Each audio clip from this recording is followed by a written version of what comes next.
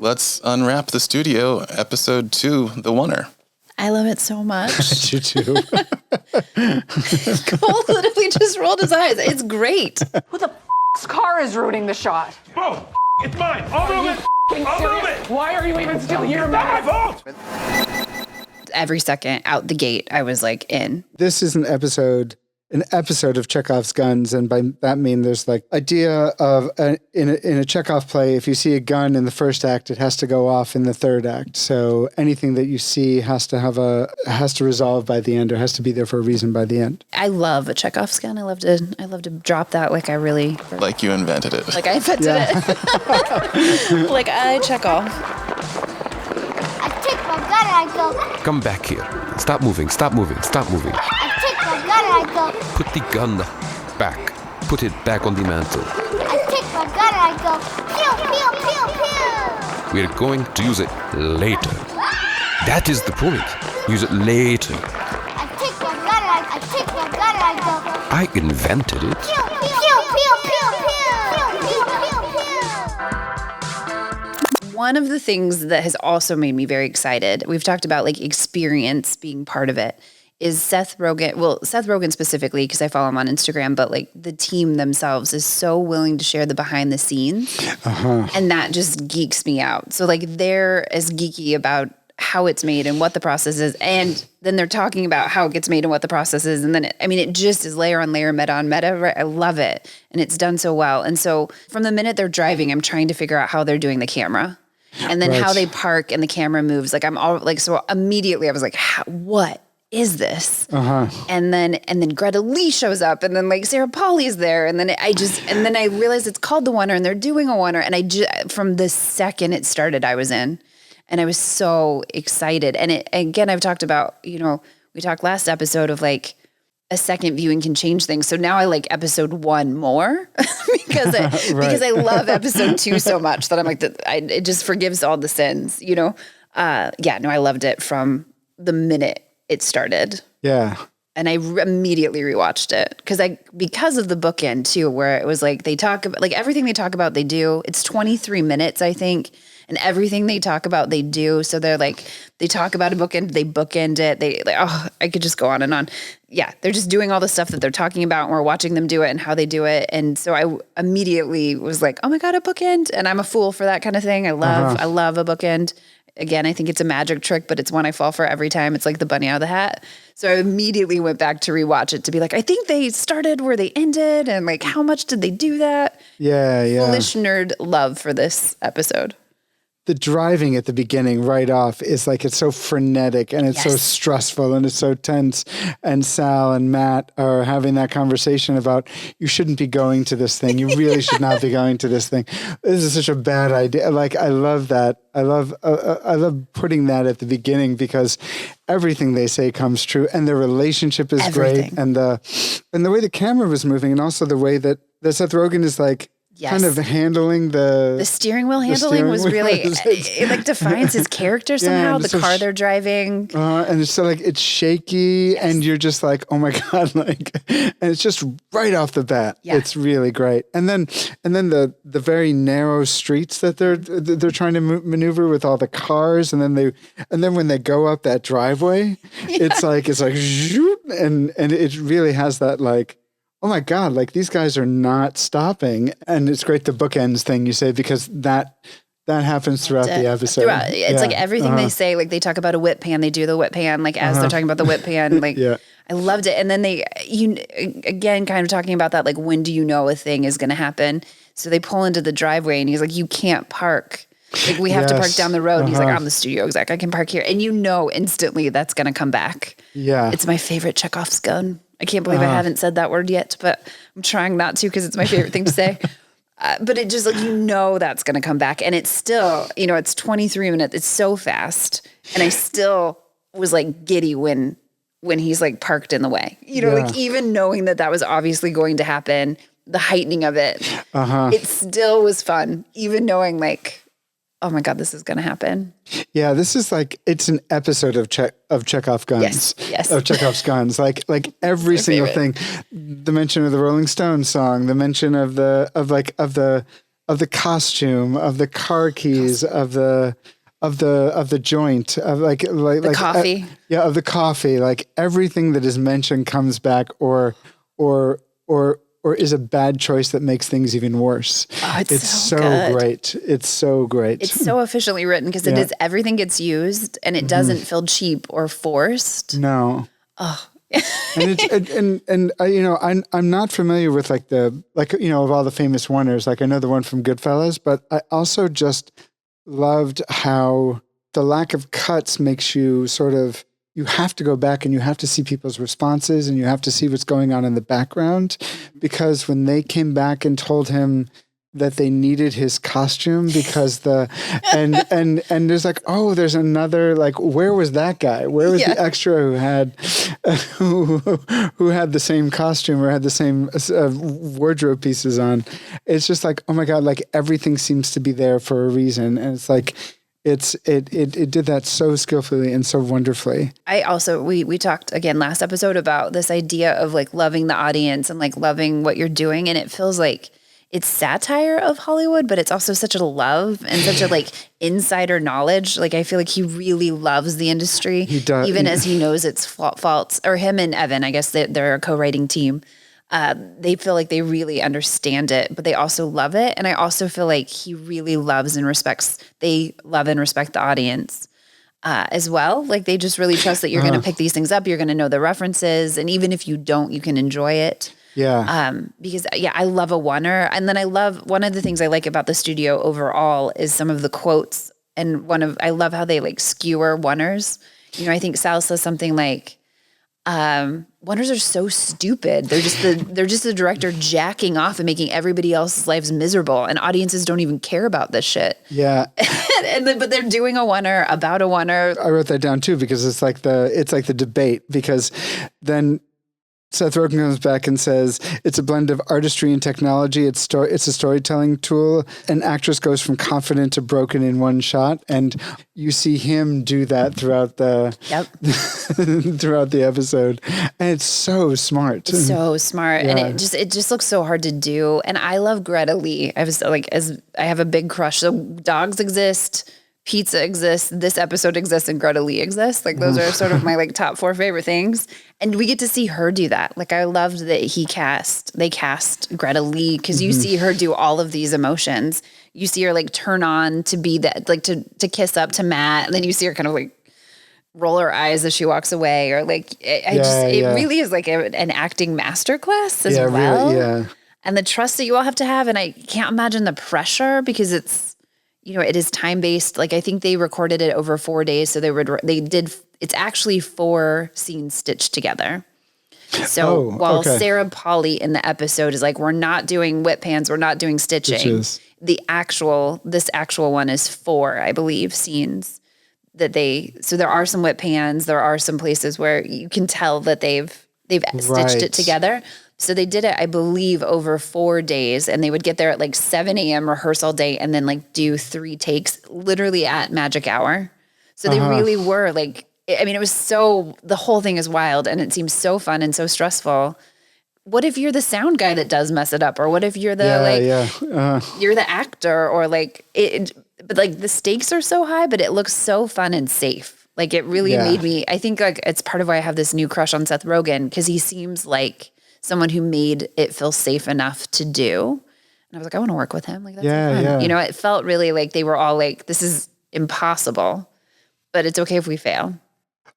So just, I wanted to let you finish that, but what is a whip pan is when the camera goes, shoop. Is that what it is? Exactly. And what's a stitch? Just making it look like it's seamless. Oh, so okay. Just putting the scenes together so it looks like an uninterrupted Oner. Cool. Okay. Feel free to add in, cinematographer man. A whip pan is when the camera moves fast enough that it looks blurry on screen. A benefit of that is that you can stitch things with other blurs. So make it blurry, make it blurry again. Okay. And what's really fun to me that took me a while, I've watched this a lot. Sarah Polly is like, we're not doing whip pans. And then goes, whoop, and there's like a whip pan. Right. And I just think that's really funny. But there is also a part where there's a stunt guy. So Seth Rogen's character, Matt, there's a stunt where he trips over the ice and it's and he gets the bloody nose. Yeah. And so there's an edit. I think there's a whip pan there. And then there's one, like when Greta Lee's and Matt are by the bathroom, I think is one. And then there's one after they get out of the car, they follow them from the car for quite a while. There's a magnet on the car. That's how they do that. There's a magnet for the camera on the car, and then they pop it off and then like walk follow. Oh, nice. These are all very accurately used words for set. Walk follow, I think, is fully accurate. But then there's a whip pan, I think, like after a little bit, like at the beginning as well. I think when they start talking about the costumes, so to put it together. But yeah, it's frenetic the whole time. You feel like you're there. It's live. The stakes are real. It's at magic hour. Yeah. I love it. It's so amazing that they're able to stop the camera moving long enough to let the tension build up between the characters, or at least between the actors. And also there are those, you can see these shots of Catherine O'Hara and I forget the other actor's name, but he plays Sal, watching Seth Rogen and going, you can see in their faces like, please don't say what you're about to say. and it just keeps going back to them. And Catherine O'Hara has her thing where she wants to be the head of the studio, where we're like, if she was the head of the studio, these things would be happening.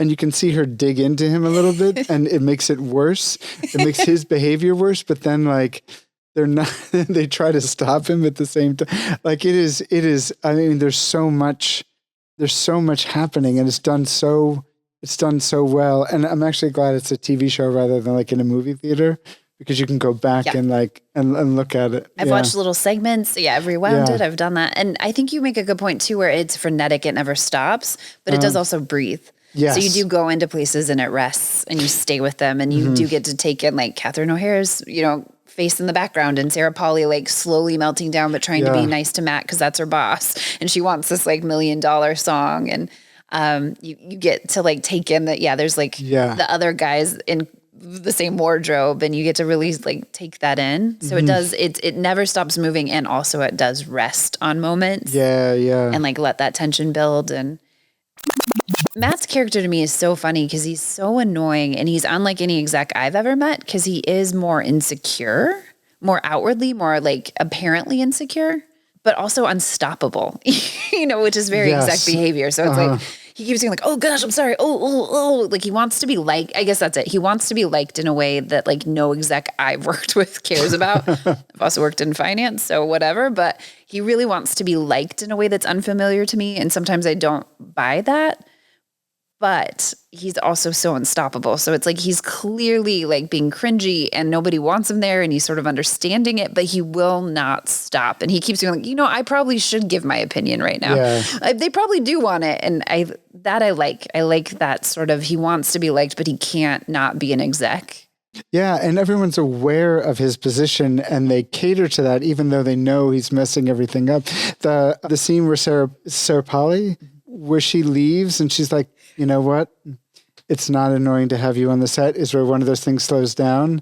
And I can just imagine everyone on set going, please don't say what you're about to say, please. And then she says like, if you have any feedback, I'd be happy to hear it. And it like pains her to say it, but she's like, and then she's turning around, and then it whips back, and you can see Catherine O'Hara and Sal going, oh my God, please don't do this, please. And Seth Rogen is like, yep, this is my cue. And it's pretty, it's so amazing.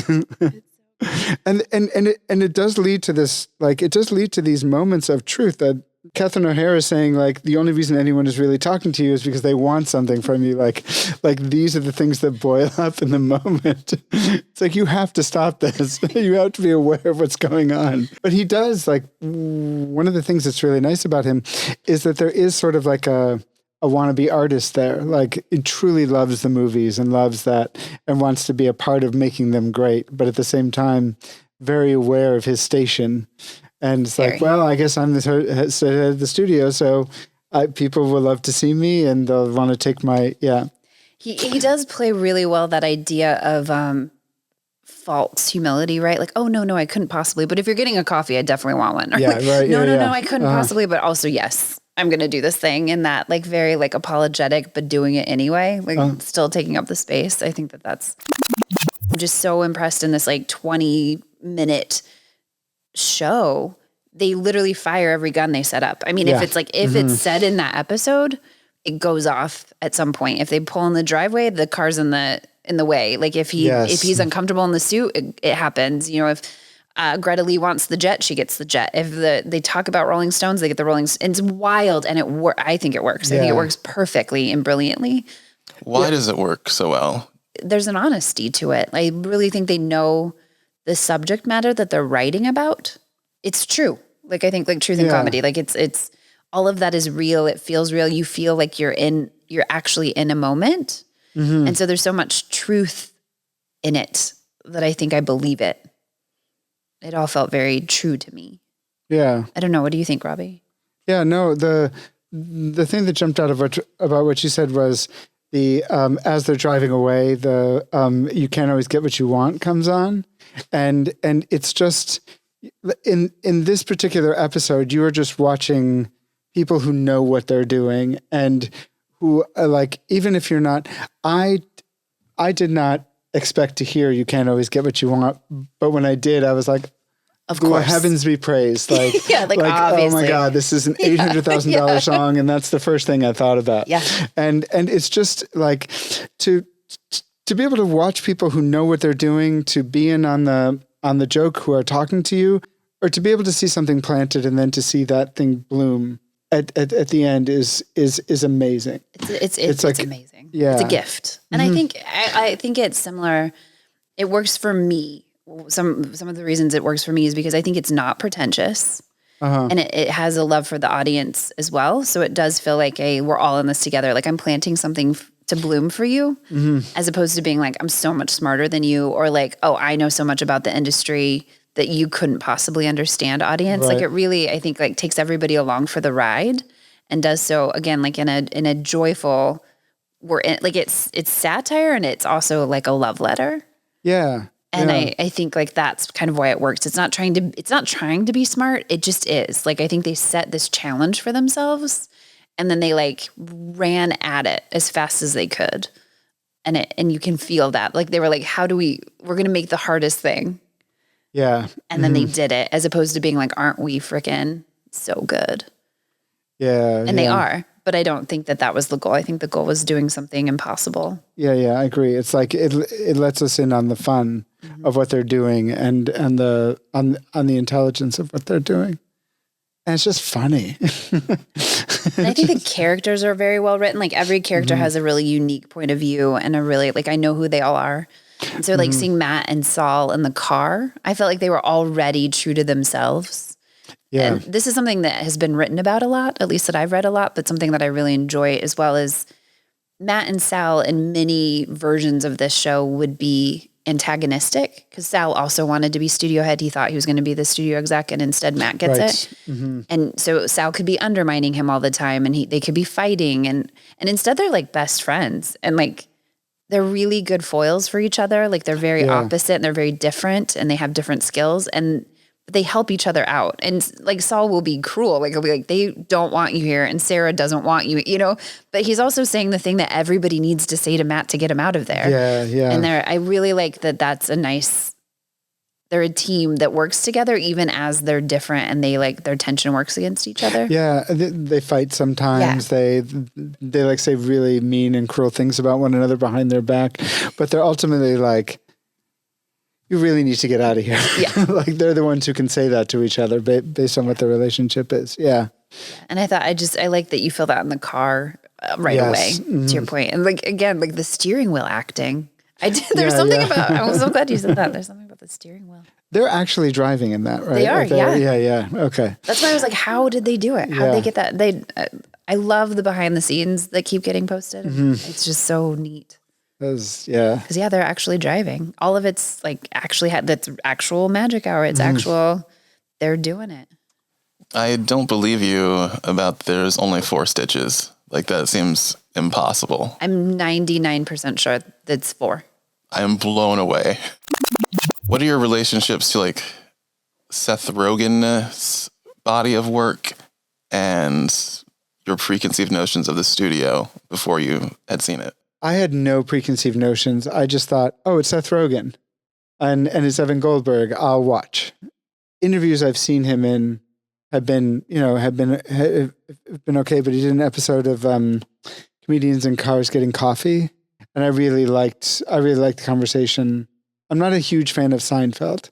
I recognize how brilliant it is, but I'm not like that. It doesn't appeal to me in the way that, it does. I don't gush over it. That conversation you have with Jerry Seinfeld was pretty amazing. I think obliviousness is the thing that people don't like. When they don't think you can tell you're making a joke that is inappropriate. If you know it's something that is taboo to be saying, and that's folded into the recipe, then you can say whatever the My preconceived notion of Seth Rogen is perhaps uninformed, but a little bit like he's funny, and it was always, his work was always smarter than I expected it to be, but it felt bro-y. It kind of felt like not for me.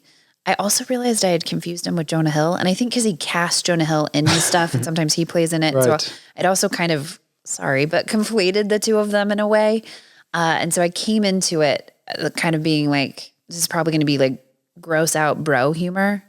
And that's how I felt a little bit with episode 1. It just was like, oh yeah, this isn't for me. It's like, it's a couple of white dudes writing a show that they're going to love about a thing they love, and it'll be funny, and it'll be funnier and smarter than I think it's going to be, but it's like not for me.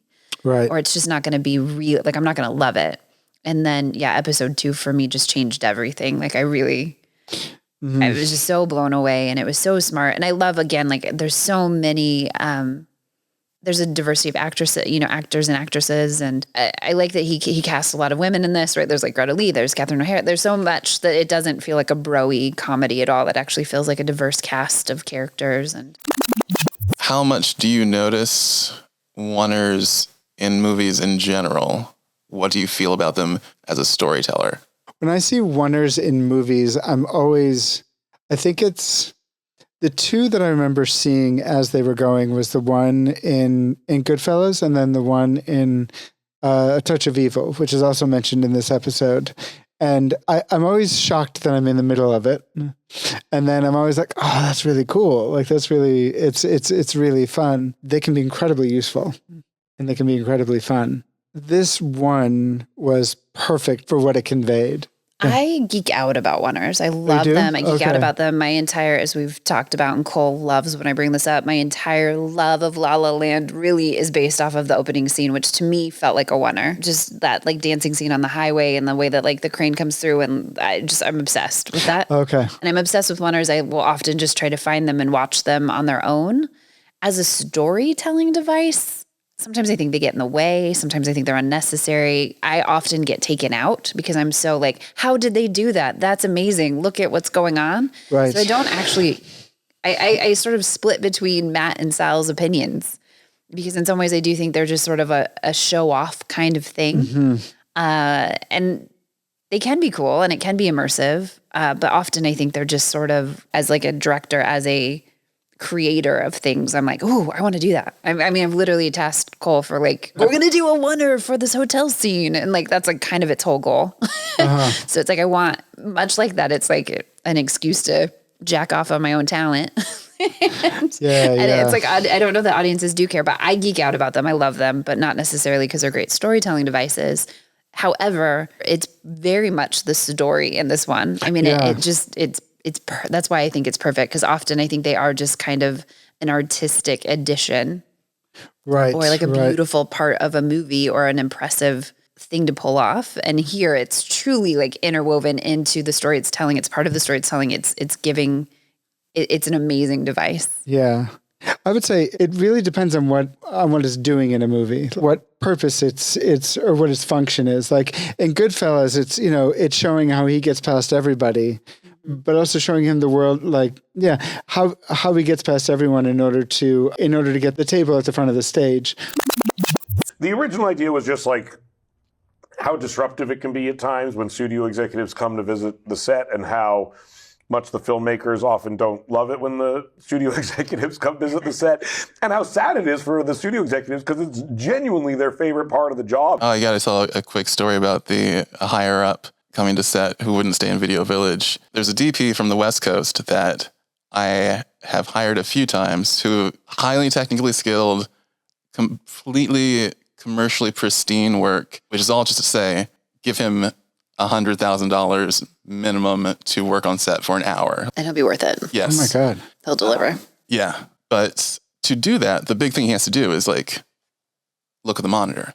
His taste is what we're paying for. Yeah. And for this shoot, we had, who's the guy from Hamilton who's not... Leslie Odom Jr. Yes, Leslie Odom Oh, Jr. right. Yeah. Who did he play in Hamilton? Aaron Burr.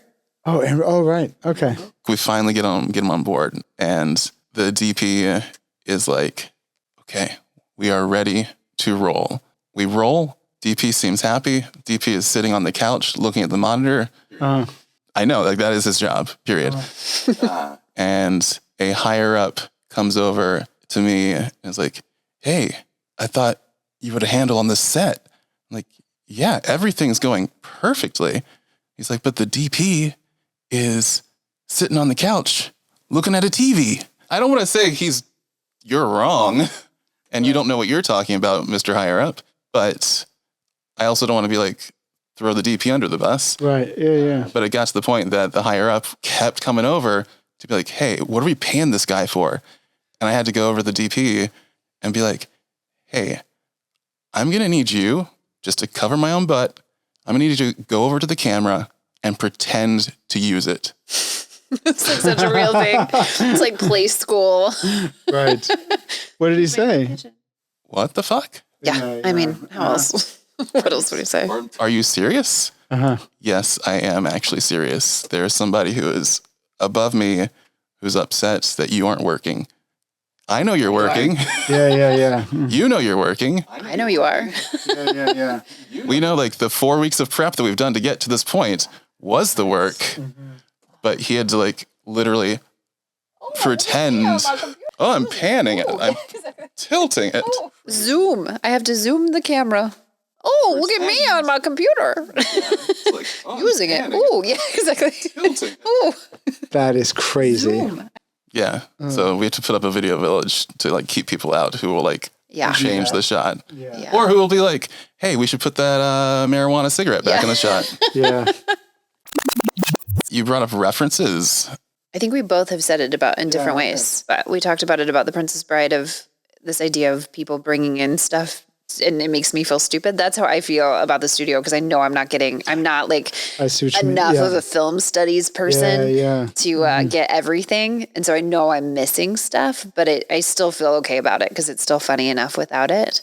And I think you had mentioned earlier in this episode about they give examples of Oners and you'd seen some of them, but not all. Right. And I do think it's an enjoyable, I'm a nerd about this stuff, so I can't actually speak to the common experience, but it seems to me it would still be interesting without those references. I think you could still enjoy this episode without them. Yeah, I agree. Yeah. And in those cases, if you like the episode enough, you're like, oh, what is this movie that they're talking about? Like, what's this? Yeah, it leads you to other stuff. Yeah. Yeah. I think there's less in this episode than some of the others. I know this one feels like more process reference. You need to know a whip, like the whip pan. You need to know stitching. You need to know a Oner, a bookend, a callback. You need to know all these like kind of terms. Yeah, and they're also enough like spoken, like the name of the song or the actress who wants to use the private jet. Like once you have those, like all those things are referenced within the episode themselves. So it's quite Robbie, fun little tidbit, because I feel like you don't know this. Do you know who Greta Lee is married to? I don't even know who Greta Lee is. Oh my God. She's the actress. I don't know. Who I've you never keep calling seen the any of her work. actress. Yeah. Greta Lee is amazing. She's like having a killer career. What movie is she in? She's in Past Lives. Oh, okay. Which comes up in the episode. She's like, that's right. Because it's an A24 film. But her career, I feel like, is taking off for real. But guess who she's married to? Russ Armstrong. No.